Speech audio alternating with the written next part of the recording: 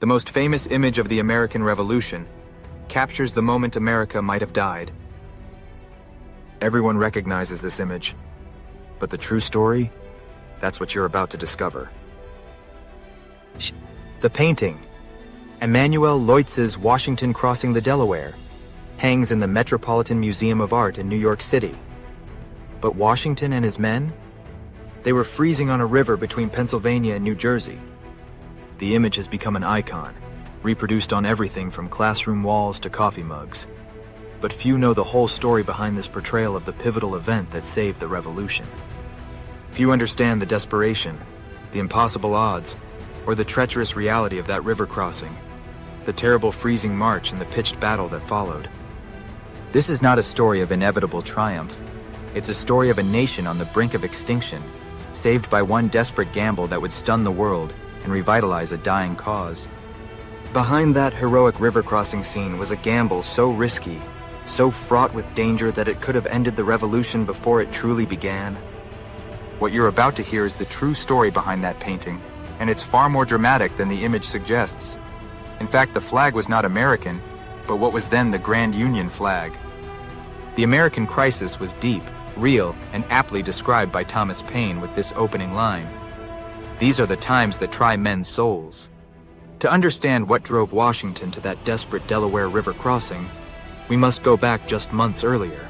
On July 9th, 1776, in the gathering dusk over New York City's parade grounds near the Commons, General George Washington read aloud to his troops the Declaration of Independence.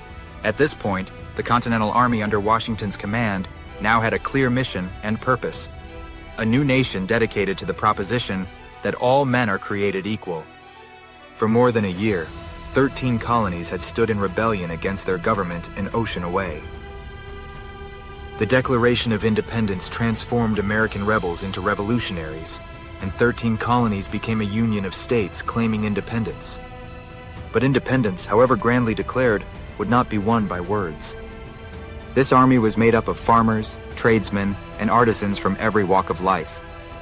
Their officers were businessmen, lawyers, and planters, mostly amateurs. Even their commander-in-chief, the most experienced among them, had never led more than 1,000 men in combat. Now General George Washington led 23,000 men. While Americans cheered their independence, a British army 25,000 strong, more than half the armed forces of the British Empire, descended upon New York to contest the argument. British soldiers under General William Howe were well-trained, well-equipped, and well-paid. Their ranks were bolstered by German contract soldiers known as Hessians, famous for their skill and feared for their fierce fighting ability. These professional warriors made up over 1/3 of the British Army. What happened next was a disaster. The British swept Washington's army in battle after battle, from Brooklyn to New York City, Manhattan, White Plains, and the Jersey Palisades. The Continental Army was on the verge of total collapse. Nothing stood between the British and Philadelphia, the seat of the fledgling nation. The New York campaign had cost the Continental Army dearly. Over 200 cannon gone. Thousands of muskets lost. From 20,000 strong to a pitiful 3,800, Washington's army was bleeding out, deserters slipping away under cover of night. Most of the remaining men had inadequate winter clothing, and their enlistments were due to end on December 31st, just weeks away, when many would go home. As American General Nathaniel Greene wrote, this was a very pitiful army to trust the liberties of America. Washington despaired, writing, "I am wearied almost to death," and telling his brother that the game is pretty near up. He had his home in Virginia ready to be evacuated, fearing the worst. After the disastrous battles in the New York campaign, Washington fell into a deep depression. Congress had fled Philadelphia by early December, moving to Baltimore in panic. With mounting defeats, the joy of July 4th, 1776 was replaced by desperation. The rebellion seemed doomed. The hour had never looked darker for the fledgling nation. The king's confidence. Across the Atlantic, King George III received news of British victories in the 13 colonies. The king had personally selected the generals for the campaign, mixing cautious and sympathetic commanders who could negotiate, with aggressive, risk-taking generals who could end the war quickly and bloodily if necessary. Like many of the American revolutionaries, the 38-year-old King George was a man of the Enlightenment. Seeing himself as the father of the empire, the king desired to be a steady arbiter between the embattled liberal and conservative politics of the age. But once the elected British government decided to end the rebellion by force, he fully supported the war effort, despite knowing that many of his American subjects would blame him personally and forever see him as a tyrant. His generals were now poised to finish the job, or so it seemed. In New York and New Jersey, Lord William Howe, as both commander of British forces and peace commissioner, offered a pardon to those who would swear allegiance to the king. Thousands took the opportunity, much to the anger of Washington, who considered disarming the increasingly hostile local population as his army retreated south. Like their revolutionary brothers, American loyalists believed they were defending liberty and the rule of law while accusing the revolutionaries of attempting to create a tyranny. British General Howe was convinced Washington and the American army had lost the will to fight. It was hard to disagree. New York City had fallen. British occupation had spread to control of New Jersey and Newport, Rhode Island as well. For 18th century warfare, major battles rarely took place during winter months, and the British Army had begun settling into winter quarters. General Howe spread his army thinly throughout New Jersey to protect Loyalist sympathizers and to demonstrate his strength to the locals, many of whom had yet to pick a side. The British did not fear an attack from what remained of Washington's army, and many even expected him soon to seek terms. But the British made a critical mistake. As the British and Hessian soldiers occupied New Jersey, they behaved like conquerors. Homes ravaged, property stolen, no mercy for patriot or loyalist. But Americans would not be idle victims, and in just days, one bold move would flip the script, proving that even in the darkest hour, a spark could ignite a fire. Incensed by the depredations, bands of New Jersey militiamen began to raid and attack small, isolated British units. And into this desperate moment stepped a voice that would change everything, the voice of hope. Thomas Paine, the author of Common Sense and the popular voice of the American Revolution, marched south with Washington's army and captured the desperate hopes of the moment. "These are the times that try men's souls," he wrote. "The summer soldier and the sunshine patriot will, in this crisis, shrink from the service of their country. But he that stands by it now deserves the love and thanks of man and woman. Tyranny, like hell, is not easily conquered, but the harder the conflict, the more glorious the triumph." Paine's words spread like wildfire among the patriots that winter. His American crisis essays were read in taverns, churches, courthouses, state houses, and on the banks of the Delaware in the tents and around the campfires of Washington's army. Stoked by the harsh British occupation and inspired by Paine's stirring call to duty, Washington's army began to grow again. By mid-December, over 7,000 men had gathered, prepared to defend a cause the British considered already dead. Meanwhile, Congress, out of desperation, granted Washington sweeping new powers, including the authority to recruit entire new armies.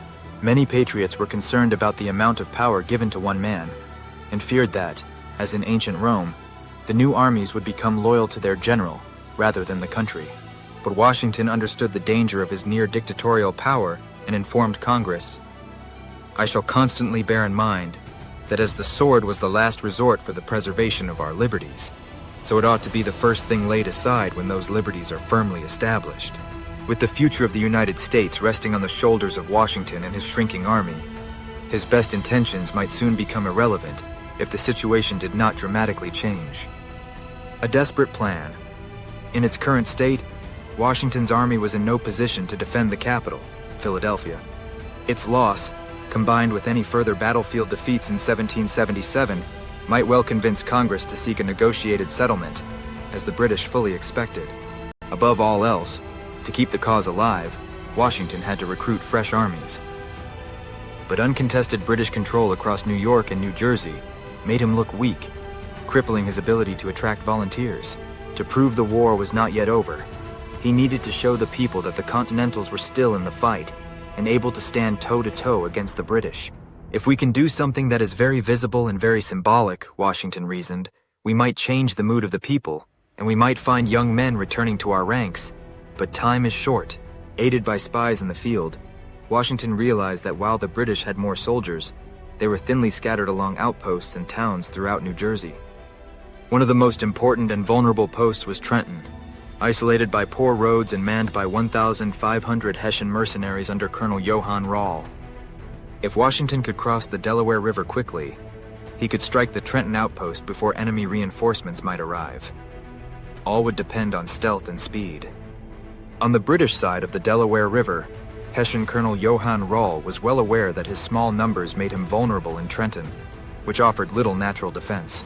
Despite receiving intelligence that Washington was planning an attack, he made no effort to build a strong redoubt in the town, as his officers suggested.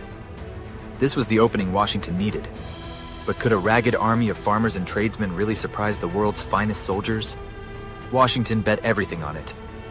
From his headquarters in Newtown, Pennsylvania, about 30 miles north of Philadelphia, and directly across the river from Trenton, Washington had now concentrated some 6,000 soldiers and militia.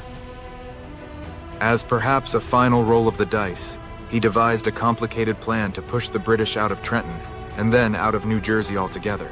He also hoped to capture the main British supply depot in the region at New Brunswick, which housed stores his army desperately needed, including gunpowder, muskets, and a large war chest of 70,000 pounds. Its capture would degrade the British Army's ability to fight in New Jersey and stunt their plans for 1777.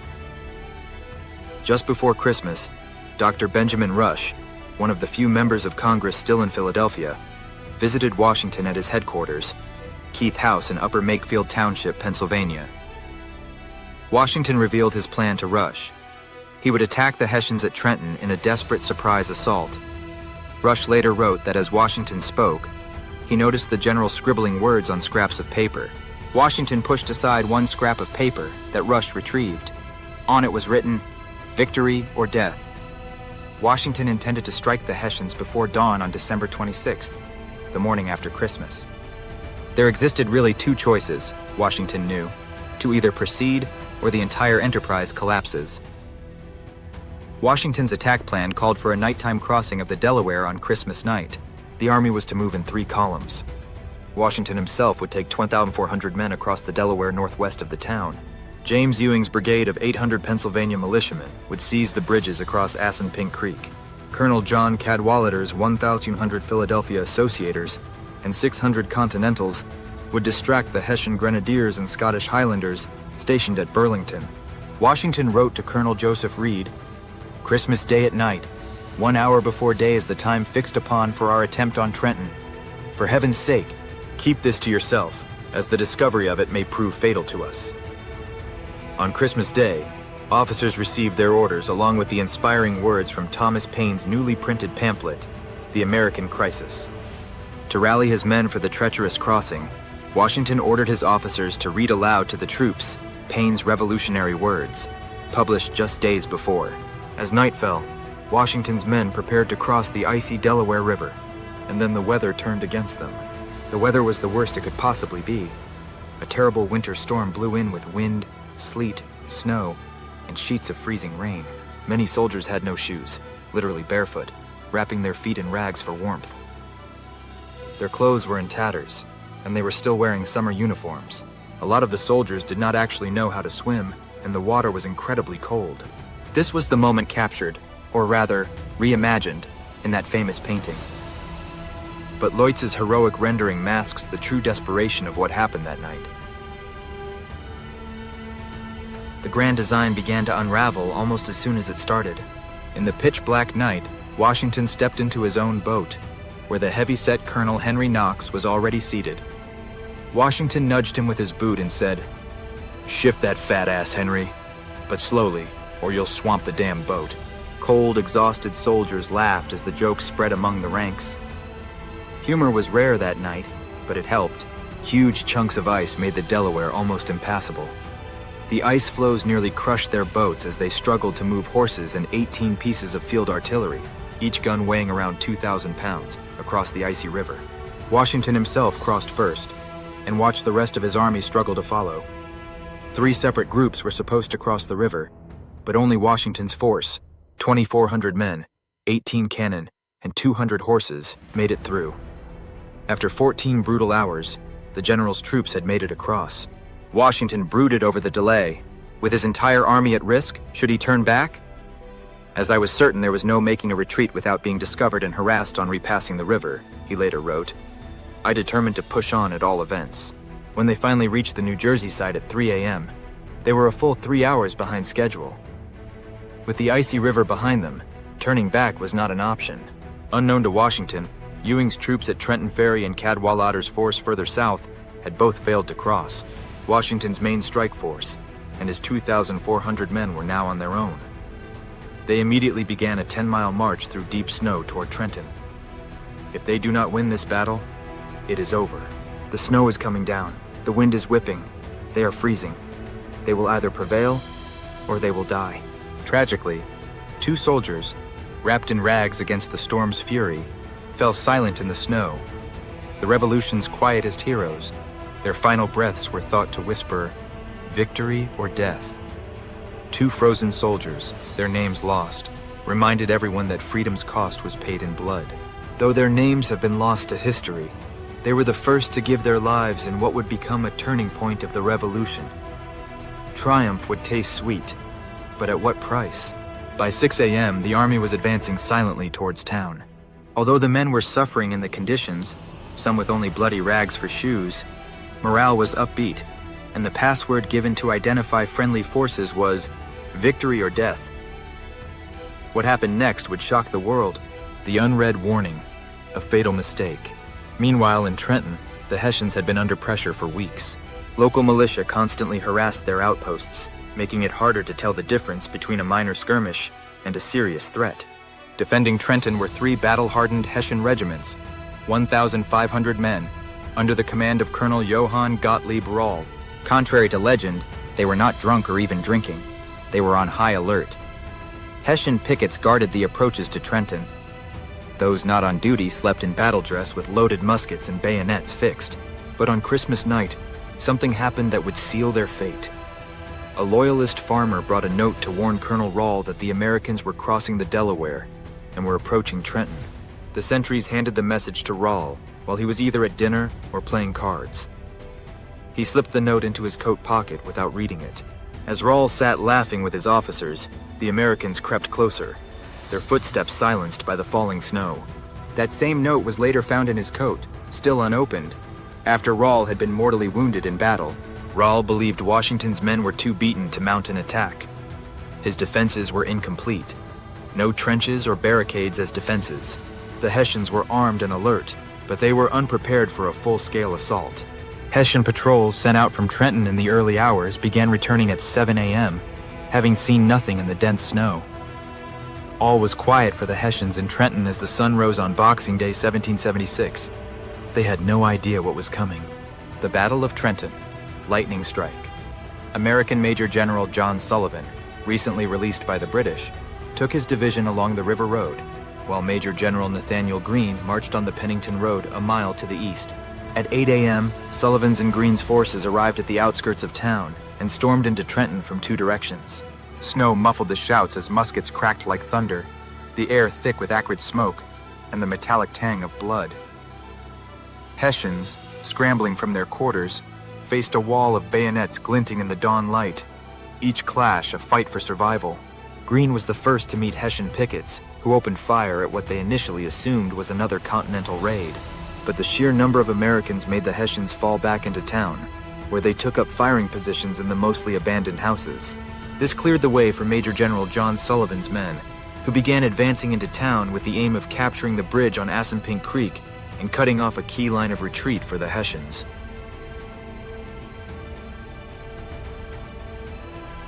The Americans shouted Paine's words, "These are the times that try men's souls," as they charged. Because much of their gunpowder was soaked, troops on both sides had to turn to the bayonet.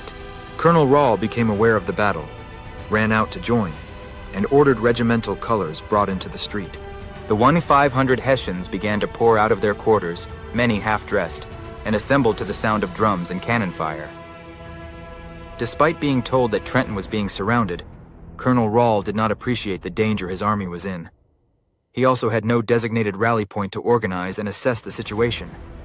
Rall's men were caught by surprise, erroneously believing Washington had the town encircled, but considering the Americans poor soldiers, Rall ordered his men to counterattack. Rall's intuition was to attack. He believed a strong push would break the Colonials. The Hessians formed columns and marched up the road towards Greene's men, but the Continentals had by now unlimbered cannon on the roads. Knox's field guns and American musket fire poured decimating fire into the Hessians, whose attack first faltered and then collapsed under torrential fire. As they retreated south, they ran into elements of Sullivan's force, and both armies became locked in brutal house-to-house fighting.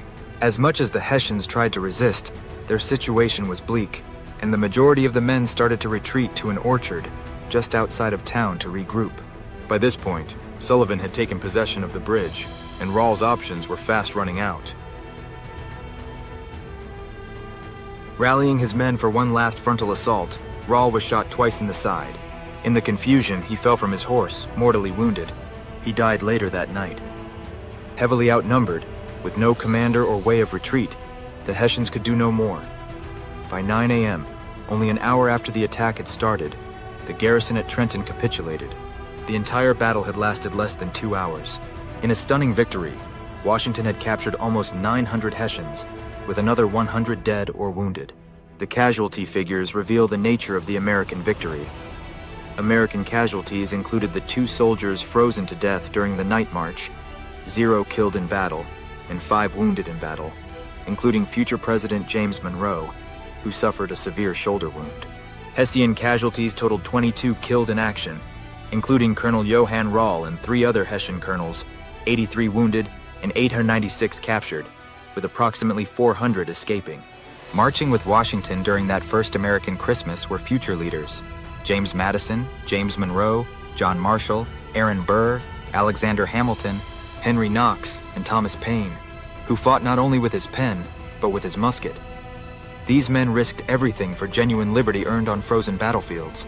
Washington declared, "This is a glorious day for our country." The Americans also captured desperately needed weapons, supplies, and food.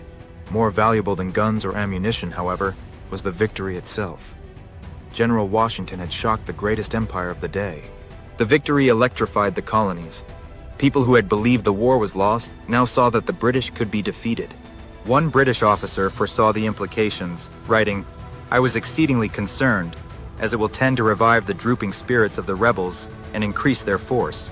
British General William Howe, at his winter quarters in New York, confirmed the reports as true.